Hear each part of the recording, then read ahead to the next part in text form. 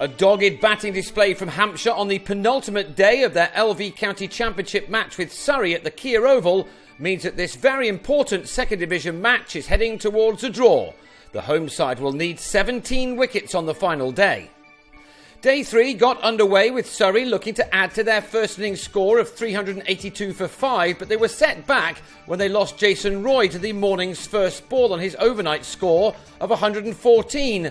That left it to Kevin O'Brien making a rare 4-day outing and Gary Wilson to try to pile on as many runs as possible before a declaration. The Surrey captain, Wilson, had begun the day on 63 and having just been hit by a short ball from Matt Coles, he lost his middle stump to the all-rounder to go for 82.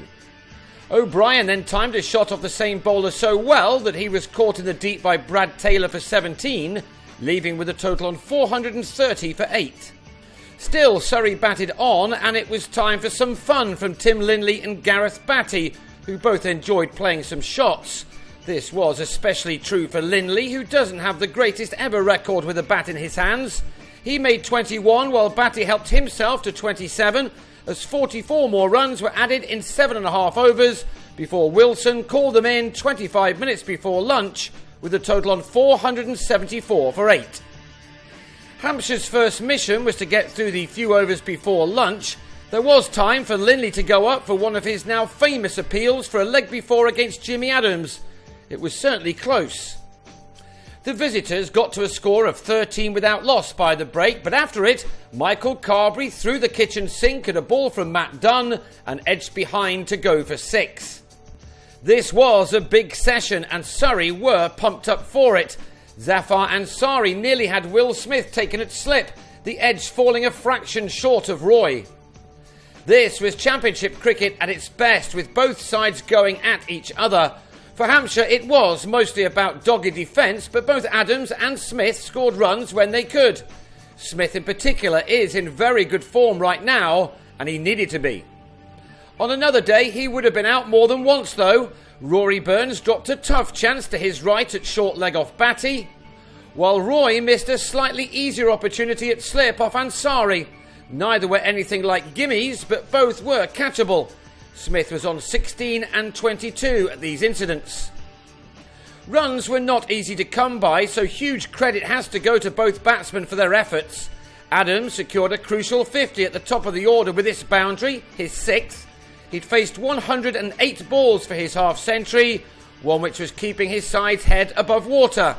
Batting had been by no means easy, as you can see from such deliveries as this one from Batty, who was starting to get some good turn on this wearing surface.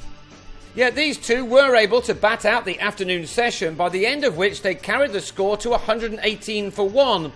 Hampshire's target to get to 325 to avoid the follow-on and almost certainly consign this game to a draw. The time lost on the first day had certainly not helped either side, but with their advantage in the second division table, a draw here for the visitors would not be a bad result at all. So the onus was really on Surrey, but they were held up for more time after the break as Smith went to another half-century off his 139th delivery. He's had a big influence on Hampshire since joining the county from Durham during the winter months.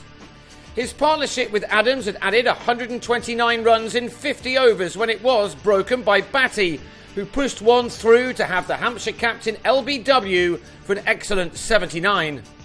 That needed to be followed up by a host of other wickets, but another 10 overs passed by before Batty also trapped James Vince in front for just 7, a very rare failure from the country's leading run scorer this season.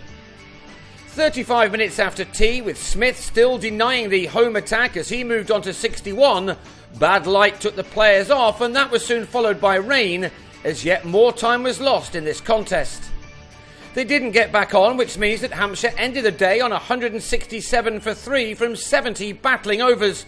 So they go into the final day trailing by 307 runs, leaving Surrey 17 wickets to get on the last day to win for the third time in succession.